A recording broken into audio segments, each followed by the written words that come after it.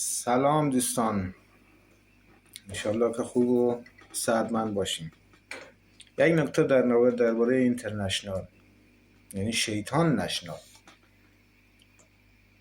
با کمال بیشرمی کارشناس شیطان نشنال میگه که دست امارت اسلامی افغانستان به خون آمریکایی آلوده است. خب من افتخار میکنم که دست امارت اسلامی به خون آمریکایی آلوده است. آمریکایی کی بود؟ با ویزا آمده بود. آمریکایی یک اشغالگر بود که کشور ما را اشغال کرده بود. امارت اسلامی هم در مقابل اینا جهاد کرد. در ضمن این کارشناس هم از قوم تاجیک تبار بودن. یعنی همه این تاجیک تبارها فعلا که در خارجان، یعنی اینقدر آدم وطن فروش خایمالی آمریکا رو میکنه که مثلا خدا کنه آمریکا دوباره بیای افغانستان اشغال کنه، شما برسیم به سر قدرت و بخور دوباره شروع کنیم،